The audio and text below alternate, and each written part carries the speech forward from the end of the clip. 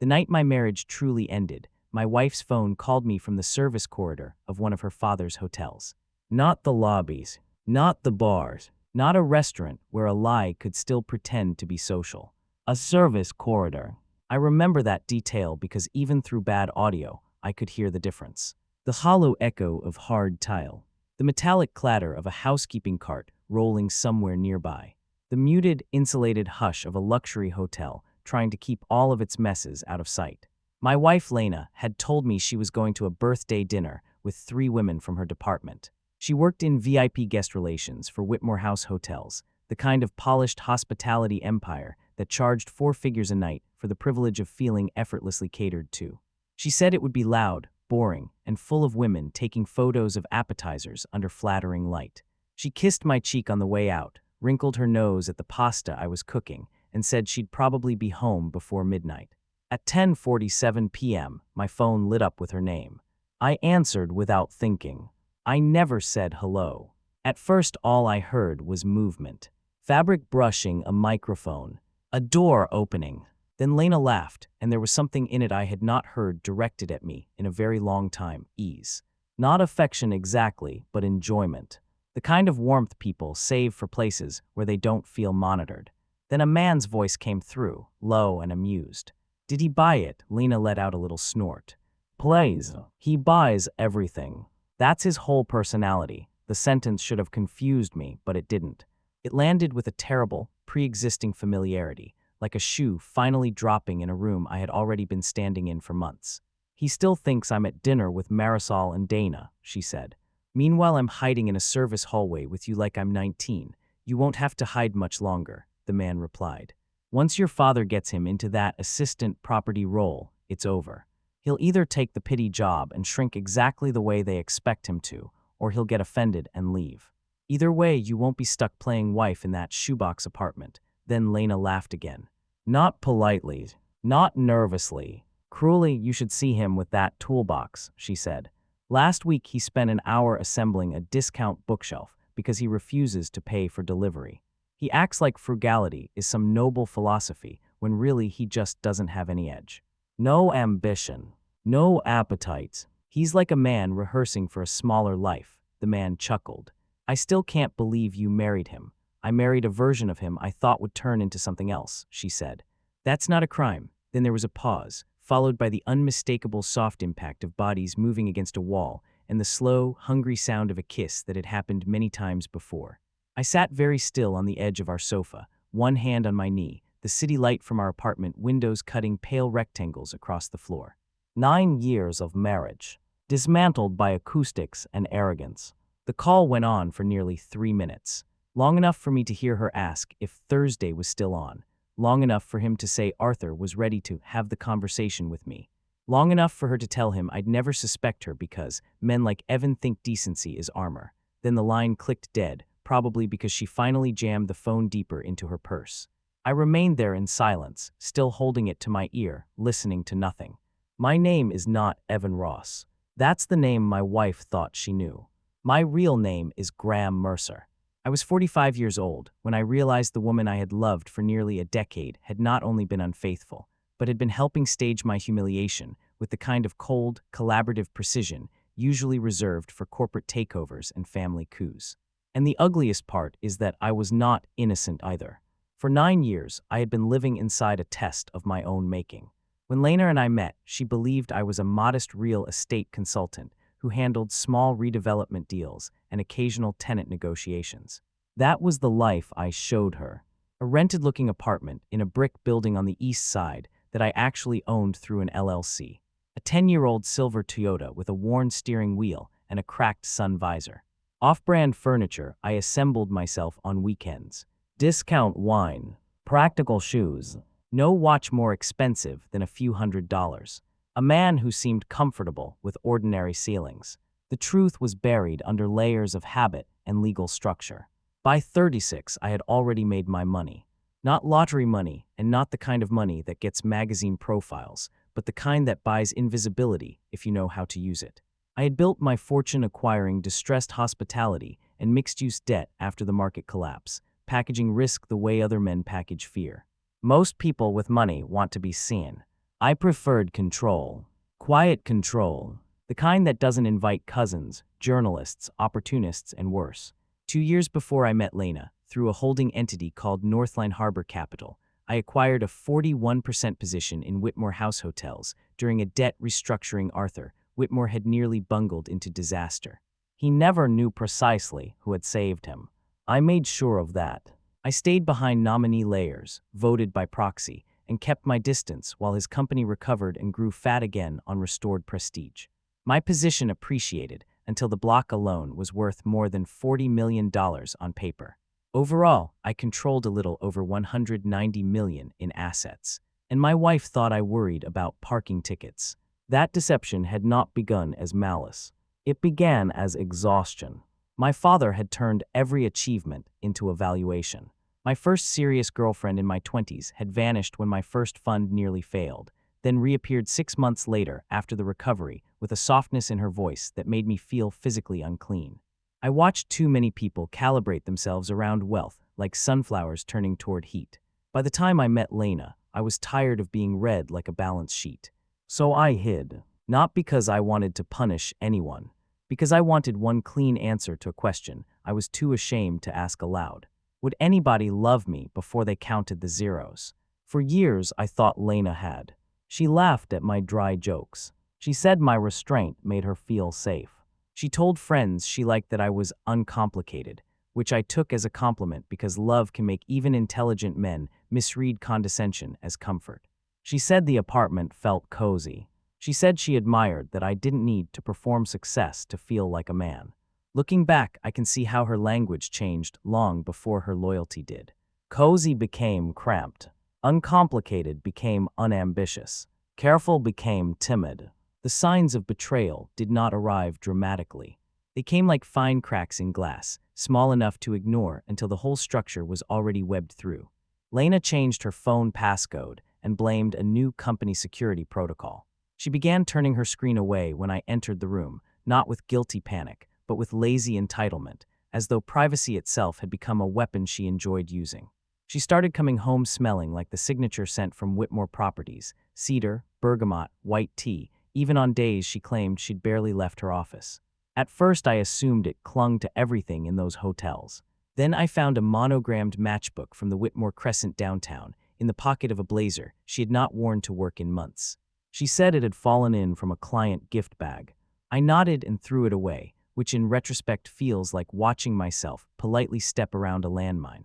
She developed a tenderness toward her appearance that no longer included me. She reapplied lipstick in the elevator mirror of our building. Bought silk blouses, she said, were sample sale miracles. Started getting manicures in a pale shade of pink I never noticed until I realized another man probably had. Then there were the questions. That was what chilled me when I looked back later. She became curious in oddly specific ways about things I had never discussed. Whether I still kept original property deeds in physical form, whether my clients ever asked me to sign personal guarantees, whether I had anything substantial tucked away in old partnerships. Once, while drying dishes, she casually asked whether I'd ever inherited anything from my mother. I laughed and said no. She watched me for half a beat too long before smiling and changing the subject. At the time, I chalked it up to marital drift. A woman disappointed by the modest scale of the life she had married into. A wife beginning to resent the ordinariness of a husband who had never tried to compete with her father's world. Arthur Whitmore was a man who could make a room feel like a test. He owned homes the way other people own umbrellas: an estate in Greenwich, a place in Aspen, a villa on the Amalfi Coast, a sea-facing compound in Palm Beach where staff moved with such choreographed discretion you began to understand why rich men confuse obedience with respect. He wore hand-finished loafers without socks and liked letting silence do the work of insult. My wife had grown up in his gravity. Even after marriage, she orbited it. Part of me always knew she measured my life against his and found it wanting. I just didn't realize she had found someone else willing to sneer with her. The morning after the call, I got up at 6:15 as if it were any other Friday. Lena was still asleep, one arm under her pillow, face turned toward the window, looking so peaceful it offended me. There is nothing more obscene than the innocence of a liar at rest. I made coffee, toasted bread, fed the lie one last ordinary breakfast. When she shuffled into the kitchen in one of my old college sweatshirts, she kissed my jaw and apologized for staying out later than planned. Dana got tipsy, she said. You know how those girls get. I looked at her and wondered how many versions of herself she managed before lunch. No problem, I said. She smiled, relieved by how easy I still was. After she left for work, I walked 3 blocks south to an anonymous underground garage accessed through a side street and a code panel disguised as electrical maintenance.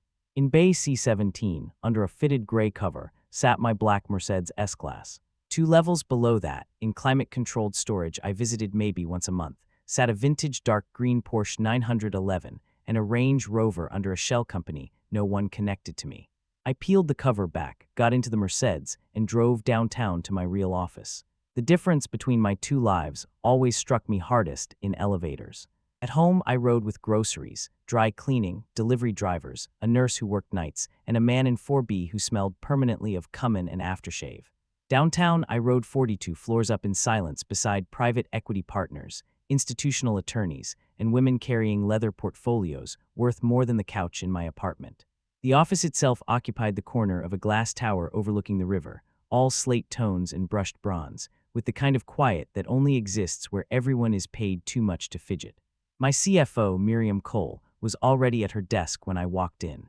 Miriam had worked with me 11 years. She had a surgical mind, a dry sense of humor, and the unnerving ability to smell an undisclosed problem before most people had opened the file. She took one look at my face and stood up. What happened? I closed the door behind me. My wife is having an affair, I said. And I think it intersects with Whitmore. Her expression did not soften. Miriam was not built for sympathy first. She was built for usefulness.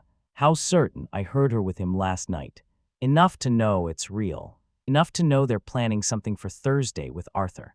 Miriam was already reaching for a yellow legal pad.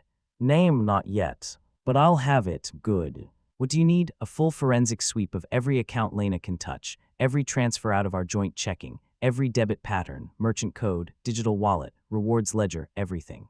I want anything that doesn't match her salary, our normal spending, or our stated life. How far back? 18 months, she nodded. Give me 2 hours for the first pass. I gave her 90 minutes. While she worked, I sat in my office and replayed the call from memory until the man's voice hardened into something familiar. There was a cadence in it I recognized, not personally, but from somewhere around Arthur's orbit. Executive confidence polished into boredom. Someone used to being listened to because his name sat correctly on conference placards. At 10:12, Miriam came in with a file and a face that had gone colder than usual. She's been siphoning, she said. The language should have startled me more than it did. Show me, she placed the report in front of me. At first glance, the numbers seemed too small to matter. $78 here, $142 there, $95, $88, $112. But they were frequent, recurring, and rooted through service vendors that sounded harmless. Urban concierge charges, membership hospitality fees, travel amenities, executive lifestyle support. Miriam had already stripped the names back to processor identities. Many of the transactions terminated inside Whitmore properties. Room service folios recoded as conference support. Spa appointments hidden as wellness retainers. Private dining. Valet charges. 2 overnight suite reservations buried under an employee rate override. Lena had not been draining some vast secret fortune. She had been stealing from what she believed was our modest little life. From the same checking account that paid for groceries, internet, the insurance on my old Toyota, and the electric bill in the apartment she mocked behind my back. There was something grotesquely intimate about that. Cheating is one kind of contempt. Using a poor man's money to finance the cheating is another. How much? I asked. Indirect spend we can trace cleanly. Just under $68,000 over 18 months. Maybe more if we unravel the points conversions and internal write-offs. I leaned back in my chair. Tell me the name. Miriam handed me a second page. Damien Vale, Chief Development Officer, Whitmore House Hotels. Of course, not a bartender, not a trainer. Not some meaningless fling with a stranger in a bar. A senior executive inside the family empire. A man Arthur had been grooming aggressively for the next decade. I had seen his name in board packets. Sharp, expansion-minded, too fond of leverage. He pushed for debt-heavy international growth. I'd voted against more than once from behind my holding structures. Arthur loved him because Damien looked like ambition under studio lighting. My wife had picked the one man most likely to turn an affair into strategy. I was still reading when my assistant called to say there was someone downstairs asking for me by the name of Mr. Mercer. I told her no one knew me by that name in the building, except staff and scheduled counsel. She said the man refused to come up and had left an envelope with security. Inside was a single-room key sleeve from the Whitmore Crescent. No key card, just the black embossed paper jacket. On the inside, in neat block letters, someone had written, "Check Suite 1807. Billing overrides. She isn't just cheating on you." No signature, no explanation. The only other thing inside was a parking stub from the hotel's underground garage, time-stamped 2 nights earlier. I held it between my fingers for a long time. Anonymous help is never comforting. It means your collapse has witnesses. I turned the sleeve over and looked at Miriam. "Can we see who's paying for 1807? She was already walking back to her office. Because I still controlled 41% of Whitmore House through layers of paper Arthur could never quite penetrate, I had certain quiet rights when I needed them. Not enough to play spy for amusement. Enough to order an internal audit on expense irregularities tied to potential misuse of company assets. By noon, one of our outside legal teams had requested a compliance review of certain executive hospitality overrides at Whitmore Crescent, Whitmore Arden, and a smaller boutique property in Soho where Damien often entertained investors. By 3 o'clock, I had enough to understand that the affair was threaded through more than sex. Damien had been comping suites under executive retention budgets, manipulating billing codes, burying personal expenses in development travel, using Lena's department credentials to clear guest privacy flags on nights she was with him. And then there was the note attached to one internal authorization string for Thursday. "Make sure husband conversation lands before quarter end." I read that line 3 times. They weren't just sleeping together. They were timing me. Thursday's dinner at Arthur's estate was not going to be an ordinary humiliation. It was coordinated, prepped, probably rehearsed. At 5:30, I left the office but didn't go home. Instead, I checked into the Whitmore Crescent under a different name I had used for years when I needed to observe one of the properties without contaminating the room with ownership energy. Evan Ross, mid-level consultant. Quiet, forgettable, the alias my wife knew, though she had never known where it came from. From my suite on the 17th floor, I could see the river and the pale geometry of the city beyond it. I ordered bourbon I barely touched and spent the evening reading the audit as if it were a hostile acquisition memo. At 9:14 p.m., the front desk discreetly informed me that Mr. Vale had arrived and authorized access to 1807. At 9:31, Lena joined him through the executive elevator. She was wearing the navy dress she told me she had borrowed from a coworker for a department recognition event. The same dress now disappearing through a private hallway with my wife inside it. I could have confronted them then. I could have gone upstairs, pounded on the door, dragged the whole rotting arrangement into the bright procedural ugliness it deserved. But confrontation without preparation is theater, and theater helps liars. So I stayed where I was and let the cameras, timestamps, and expense logs keep doing my work for me. When I finally went home just after 1 in the morning, Lena was asleep in our bed. A half-drunk glass of water sat on her nightstand. Her shoes were neatly paired by the closet. She had laid out tomorrow's work clothes with a precision that made me want to laugh. Even Betrayal had a capsule wardrobe. I didn't sleep much.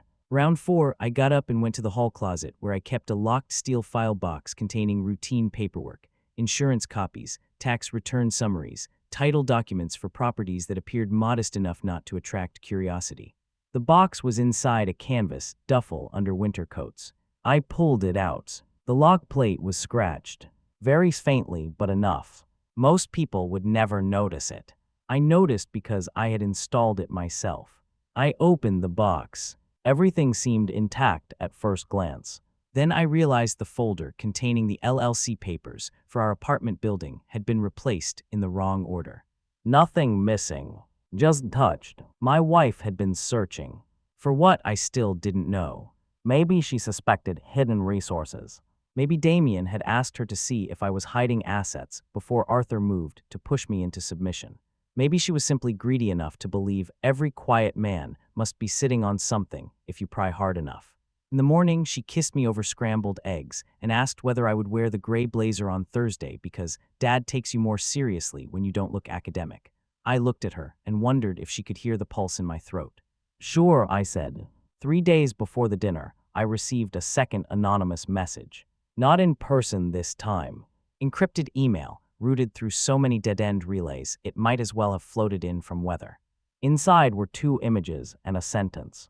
The first image showed Lena and Damien seated in a secluded booth at the Whitmore Arden, her hand over his wrist, his head bent close to hers in the unmistakable posture of conspiracy, pretending to be intimacy. The second was more interesting. Arthur Whitmore, Damien Vale, and my mother-in-law, Celia, seated at the library table in Arthur's house.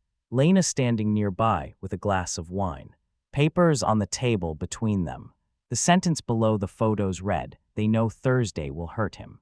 They don't know how much it will hurt them." For the first time since the affair surfaced, I felt something close to gratitude. Not because someone was helping me, because someone else in that orbit had seen the ugliness clearly enough to risk exposing it. I never found out for certain who sent the messages. My best guess was someone in hotel security or executive services who despised Damien enough to finally act. Perhaps one of the women he had spoken down to for years. Perhaps a loyal controller tired of scrubbing his misconduct out of ledgers. In families like Whitmore's, there is always staff. And where there is staff, there is witness. The day before the dinner, I asked Miriam a question I had never asked anyone. "If you were me," I said, "would you tell her first?" Miriam, who had been reviewing draft separation language, didn't look up. "No, why? Because if you confront her privately, she gets rehearsal time. She gets to cry before the audience arrives. She gets to shape her father's expectations before the truth hits. Right now they think they have narrative control. Let them keep thinking that." I stared through the glass wall of my office at the river traffic below. "She married a false version of me." Miriam finally looked up then. "Yes," she said, "and you're going to have to live with that. But whatever lie you told, it did not force her to mock you, steal from you, sleep with someone else, and coordinate an ambush. Don't do her moral accounting for her." Thursday came in cold and bright, with the kind of late October light that makes everything look too defined to survive. I spent the morning in meetings I barely heard. At noon, one of my attorneys delivered the final binder. A thick matte black folder with tabs. Affair evidence, expense misuse, executive override abuse. Photos, call transcript, draft divorce petition. Asset protections schedule. Corporate redemption documents for my Whitmore stake. I had decided on my final move 2 nights earlier. I wasn't keeping the shares. That surprised everyone around me except Miriam, who understood that some assets become contaminated by proximity. I had built the Whitmore position like any other hold, efficient, impersonal, profitable. But over time, it had turned into a private knot inside my marriage. Arthur believed he had looked down on a lesser man for 9 years. Lena had cheated on me in hotel rooms I partially owned, without knowing she was spending the night inside my shadow. I didn't want the company. I wanted release. So I instructed counsel to prepare a redemption package allowing Arthur to buy back the 41% block at my original basis, not market value, contingent on immediate governance reforms and Damien's removal. In practical terms, I was handing back tens of millions in upside. Miriam called it expensive closure. I called it oxygen. By 7 that evening, Lena and I were turning through the iron gates of Arthur Whitmore's estate in Greenwich. The house looked less like a home than a verdict rendered in stone. Limestone facade, perfectly lit hedges, a fountain no one had ever needed. The gravel beneath the tires sounded crisp and expensive. 2 valets opened our doors as if they had trained their wrists at finishing school. Lena smoothed her dark green dress and looked over at me. "Please don't be weird tonight," she said softly, almost sweetly. "Dad's in a mood." I smiled at her. "I know. Arthur made us wait 22 minutes in the formal sitting room before joining us. That may sound petty, but men like him understand time as rank." The waiting was deliberate. So was the room. Everything there had been selected to make visitors conscious of cost. Oil paintings with old signatures, a bronze horse on the mantel, curtains heavy enough to deaden confession. Lena sat beside me on the pale velvet sofa, legs crossed, hands folded, face serene. Watching her there, composed, beautiful, involved, I realized how profoundly betrayal depends on ordinary posture. Celia came in first, cool and social, all pearls and smooth condolences for traffic. Then Arthur, tall even in his 70s, silver-haired, perfectly tailored, carrying himself with the heavy assurance of a man who had mistaken inherited scale for personal divinity. "Graham," he said, offering me 2 fingers of a handshake. "Good to see you." He never called me son. At the dining table, he carved into his sea bass with the concentration of a surgeon and asked me, 3 bites in, how the little consulting practice was weathering the year. I told him it was stable. He asked whether I still focused mostly on secondary market, multifamily advisory. I said, among other things. He asked whether the apartment was still suiting us, or whether Lena was beginning to crave a bit more air. Lena sipped her wine and did not defend me. That silence hurt more than the questions. Because silence inside a family is often not neutrality. It is alliance. Dessert plates had just been cleared when Arthur reached into his jacket and withdrew an ivory envelope thick enough to matter. He laid it beside my coffee cup with a gravity he clearly believed was generous. "I've been thinking," he said. A man reaches a point where he either continues dabbling or he accepts structure. Whitmore House has an opening at our Briar Glen property. Assistant Operations Director.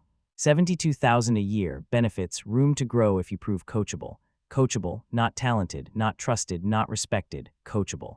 Lena lowered her eyes exactly the way people do when they don't want to look too eager while cruelty is being administered on their behalf. I lifted the envelope, opened it, skimmed the offer letter, and set it back down with care. Then I looked at Arthur. "What do you know," I asked quietly, "about your company's largest unlisted block holder?" For the first time all evening, his face changed.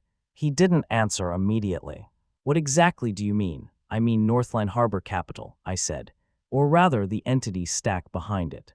The holder that rescued your debt position 12 years ago, blocked your over-leveraged Dubai expansion, insisted on the Charleston divestiture, and has quietly determined whether half your major board resolutions lived or died." Celia's fork clicked against her plate. Arthur stared at me with the wary irritation of a man who suspects he is being mocked. "They've spent years trying to identify that holding chain," Lena said, and then stopped herself, realizing too late she had revealed how much she knew about the search. I reached into the inner pocket of my jacket and set a slim leather phone case on the table. Not the cheap phone Lena had watched me use for 9 years. My real ones. From it I pulled up board communications, authenticated share attestations, and the most recent proxy directives concerning Whitmore's denied Miami waterfront proposal, Arthur's pet expansion, the one he still complained about at dinner parties because some invisible hand had strangled it in committee. I slid the screen across the table to him. "That's me," I said. "I control Northline Harbor Capital. I own 41% of Whitmore House Hotels." The silence that followed had a texture. Lena stood up so abruptly her chair legs scraped the floor. "No," she whispered. "No, that's not funny." Arthur did not move. His face had not gone red. That would have implied ordinary anger. Instead it drained, then tightened, as if years of certainty were suddenly trying to fit through a much smaller opening. "You're lying," he said, but there was no conviction in it. I set a second document down, notarized beneficial ownership certification, prepared months earlier for an unrelated financing review. Then another, voting rights attestation. Then a third, a record of direct counsel communications with Whitmore's board chair under privilege carve-outs Arthur had never been permitted to breach. "You've been insulting your company's biggest private stakeholder for nearly a decade," I said. "And tonight you offered him a junior operations job at one of your least profitable properties." Lena took a step backward, as though distance could turn truth back into rumor.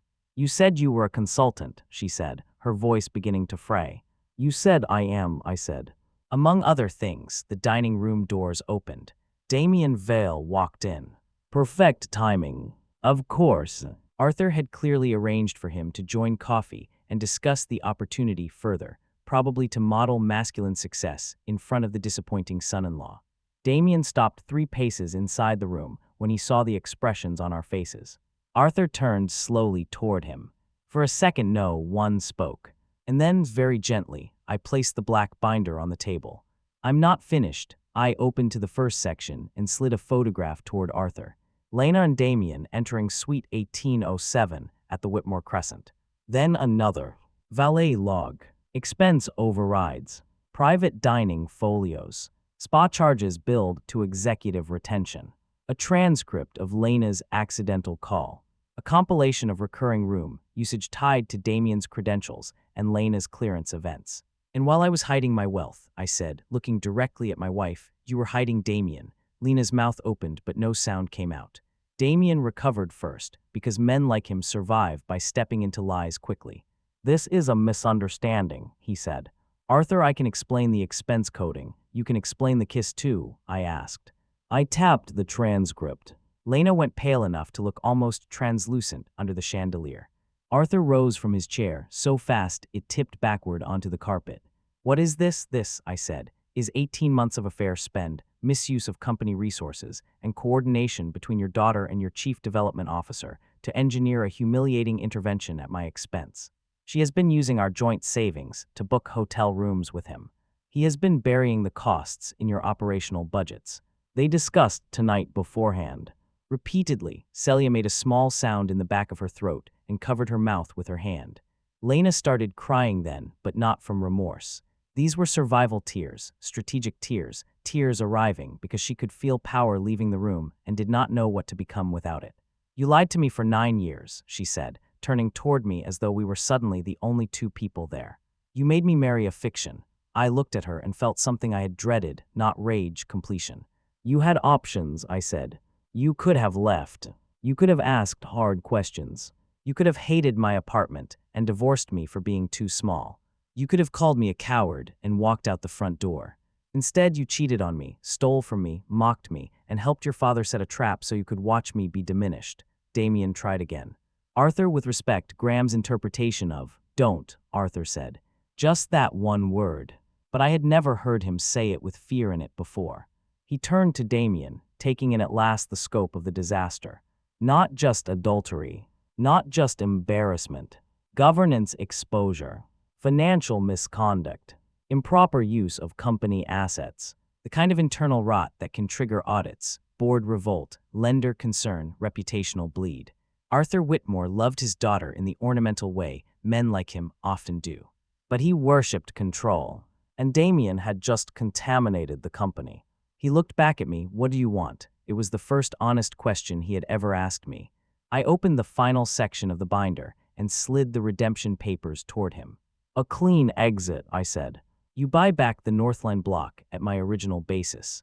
No premium. Immediate governance reforms. Damien's termination tonight. Full internal compliance review. In exchange, I walk away without forcing discovery into every executive override he's touched. Arthur stared at the papers as if they were written in a foreign language. You give back $40 million in upside. I'd pay twice that not to stay tied to this family one more quarter. The room became so still I could hear the grandfather clock in the hall. Then Lena did something that, even now, I think about more than the affair. She laughed. One short, broken laugh that sounded like glass slipping off a counter. All this time, she said, looking at me through tears, all this time I thought you were small. No, I said. You thought I was safe to belittle, she flinched. Damien reached for the binder.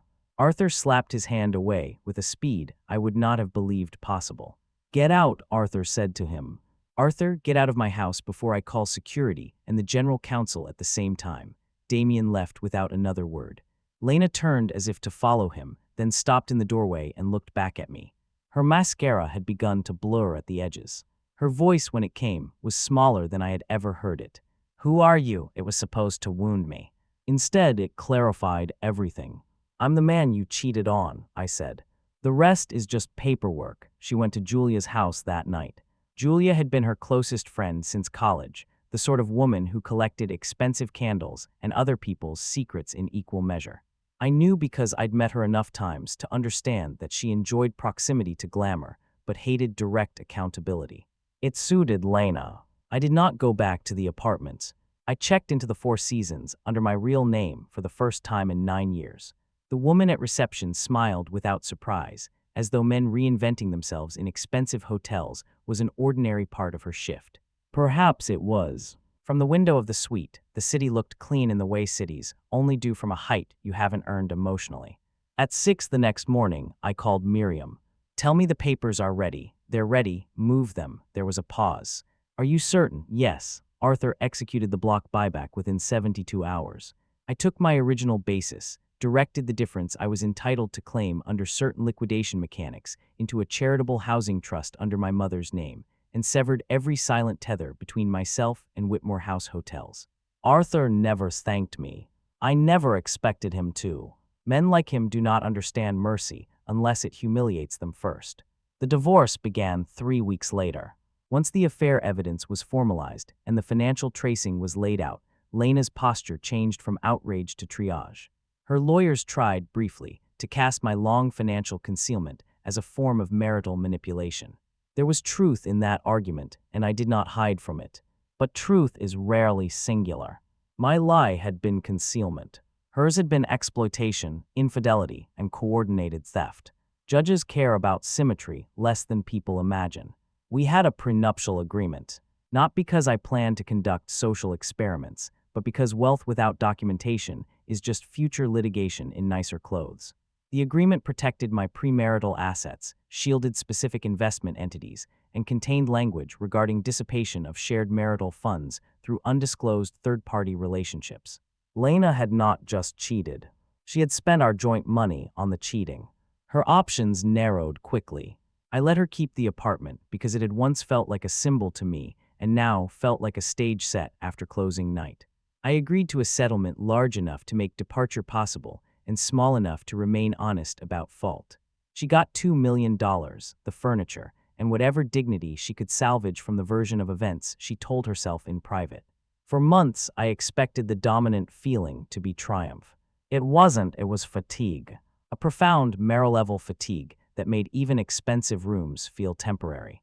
I started seeing a therapist, Dr. Eliza Monroe, a woman with clear gray eyes and the unnerving gift of waiting out every polished deflection I tried to use as furniture. By our third session, she had stopped asking about Lena entirely. "Why did you need to be unloved correctly?" she asked instead. The question irritated me because it was accurate. I told her about my first fund, my father, the hunger in other people's voices when they realized what I had. I told her how ordinary my life had felt beside Arthur's obscene pageantry, and how secretly proud I had been that Lena once seemed content inside it. I told her about wanting one relationship untouched by financial choreography. Dr. Monroe listened, then said, "You weren't just hiding wealth. You were trying to create a laboratory where love could be observed under controlled conditions. Human beings don't survive well in laboratories." She was right, of course. But rightness did not make me less lonely. 6 weeks after the settlement terms were signed, Lena asked to see me one last time before final filing. She suggested the coffee shop where we first met. It was a narrow place on Bleecker with terrible acoustics and good espresso, the kind of cafe where graduate students linger over one cappuccino for 3 hours because the tables are small enough to make seriousness feel intimate. 9 years earlier, Lena had been reading a hospitality branding book and wearing a camel coat with a torn cuff. I had offered her my charger after noticing she was angling her laptop toward the wall outlet like a pilgrim seeking warmth. She told me I had kind eyes for a man in an ugly jacket. I remembered that line for years. When I arrived for the final meeting, she was already seated by the window, both hands around a ceramic cup she wasn't drinking from. She looked thinner, less polished. The expensive angles of her face had come forward without the softening architecture of comfort. When she saw me, something flickered in her expression that I refused to call love. Maybe memory, maybe regret. Maybe just the collision between expectation and consequence. "Thank you for coming," she said. I sat across from her. "What is it?" She looked down, then back up, as if she had practiced the line and still didn't trust it. "I'm pregnant." The cafe noise receded. Not literally. People were still steaming milk, laughing, dragging chairs. But my body went quiet in the way it does when impact arrives before interpretation. "How far?" 9 weeks. The timing hit immediately. There was overlap. Enough to matter. Enough not to know. She kept talking. I found out a few days after dinner. "I didn't tell you because everything was chaos and her mouth trembled. I didn't want it to sound like manipulation." I almost laughed at that. "It might be mine," I said. Her eyes filled. "Yes, might," she nodded once. The honesty in that single movement was somehow worse than another lie would have been. I looked out the window at pedestrians carrying bags and coffees, entering and leaving scenes that had nothing to do with mine. What does Damien think? I haven't told him. Why not? She stared at me for a moment, then gave the saddest smile I had ever seen on her face. Because when everything blew up, he vanished. He texted twice. Then his attorney contacted mine about preserving communications. That was the moment I understood I had built my life around a man who only liked me inside borrowed rooms. There was no pleasure in hearing that. Just confirmation. We sat there for a long time. Finally, I said, there will be a paternity test when it's possible. If the child is mine, I'll provide everything needed. Properly, respectfully, but nothing about this changes the marriage. Nothing, she wiped at one eye. I know I won't raise a child in ambiguity if I can help it. No games, no emotional bargaining, no turning access into punishment. I know, and Lena, she looked up. I'm sorry for the way I hid my life. That was wrong, but do not ever tell yourself that what happened after was some unavoidable answer to my deception. It was. For a second I thought she might argue. Instead she nodded once, small and defeated. It wasn't, she said. The paternity test, months later, confirmed the baby was mine. A daughter. By then the divorce was final. Lena had moved into the apartment full-time, though she rarely stayed there alone. Her father had not cut her off entirely, but his support had turned administrative, health insurance, a family office stipend tied to non-disclosure, practical assistance stripped of warmth. Damien was gone from Whitmore House, formally resigned for executive conduct concerns. The hospitality world is a shallow pond. Men like him sink noisily for a season, then reappear elsewhere with softer titles and harder smiles. I sold the old Toyota to a student in Queens and bought myself nothing for months. That surprised people around me. Miriam asked one day whether I planned to reclaim my real life now that there was no one left to hide it from. I don't know what that means anymore, I said. She smiled faintly. That's probably progress. The first time I held my daughter, the hospital room smelled like antiseptic, warm linen, and that strange, almost metallic tenderness that seems to arrive with all newborns. She was impossibly small, furious at the light, fists clenched as if entering the world already skeptical of its terms. Lena looked exhausted in the bed, stripped of glamour, stripped of performance, just a woman who had brought a life through pain and could not curate the moment into anything cleaner than it was. What are you naming her? The nurse asked. Lena glanced at me. For months we had discussed names with the careful civility of diplomats managing a border. Clara Jane Mercer, I said softly. Lena nodded. Clara Jane. The nurse wrote it down. When they placed Clara in my arms, she opened one dark, uncertain eye and then settled against my chest with a trust so immediate it almost undid me. 9 years of tests, concealments, class performances, old money sneers, private elevators, fake salaries, hotel rooms, board votes, all of it collapsed before the unbearable simplicity of that weight. I looked down at her and made a promise no court could require. I will not lie to you, I whispered. I will not make you earn the truth from me. Lena heard me. She turned her face toward the window and cried silently, not from labor this time. Co-parenting was not easy. Nothing honest after dishonesty ever is. There were calendars, pediatricians, overnight bags, attorneys shaping custody language into sterile peace. There were tense exchanges and unexpected mercies. There were afternoons when Lena would hand Clara to me at the apartment door, and for one suspended second, we looked like the family we might have been if either of us had been braver sooner. But there was no reconciliation. Some things do not end because love disappears. They end because trust becomes structurally impossible. Months later, after Clara had developed the habit of curling her fingers around my tie whenever I held her, I went alone to the underground garage, where the Mercedes had once waited like a secret lover, and the Porsche had slept under canvas. I stood there for a while, listening to the quiet hum of the ventilation system. The cars were still beautiful, the office was still there, the money was still there. But none of it felt like proof anymore. I had spent years believing concealment could protect sincerity, that if I made myself smaller, plainer, less legible, I could discover who loved the man before the money. What I learned instead was harsher and more useful. Secrets do not create purity. They create conditions. And under those conditions, people become versions of themselves they might never have met otherwise. Lena betrayed me inside the life I staged for her. I wounded the marriage first by making honesty conditional. Both things were true. Only one of them involved an affair, theft, and deliberate cruelty. When people hear the story now, those who know enough to ask, and not many do, they always linger on the reveal at Arthur Whitmore's dining table. The anonymous shareholder. The black phone. The shock on the father-in-law's face. They love that part because it looks cinematic from the outside. It has symmetry. It has justice. It makes people feel the world can still be arranged into satisfying scenes. But that was never the heart of it. The heart of it was the service corridor. My wife's voice in an echoing hallway of hidden labor, laughing about the life we shared as though it were costume jewelry she had outgrown. That was the moment I understood something expensive men often learn too late. Humiliation does not come from being underestimated. It comes from realizing someone was closest to your unguarded self and used that access as entertainment. The reveal at the estate was just accounting. The divorce was paperwork, the money was arithmetic. The real injury was smaller, meaner, and far more human. It was the bookshelf I assembled while she texted another man. The cheap pasta on the stove while she kissed him in a hotel corridor. The old Toyota I drove because I wanted to be chosen without ornament, while she was using our grocery money to disappear into rooms I partly owned, without either of us fully understanding the joke.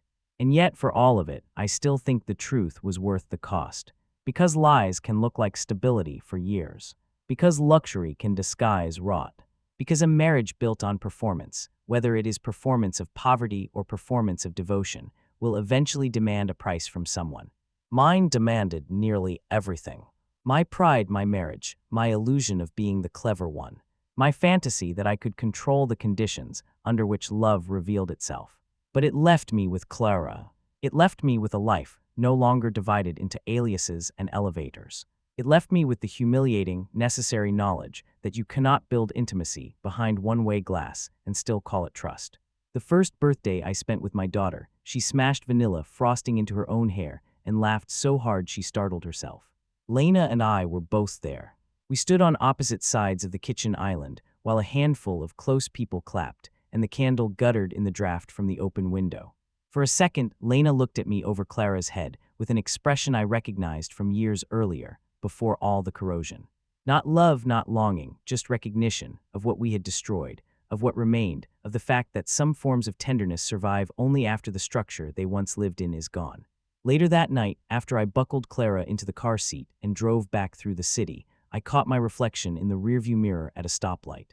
Older, tired, more honest, no disguise, no test. No borrowed life, the light changed, I drove on. And for the first time in years, the life ahead of me felt like something I was no longer trying to stage.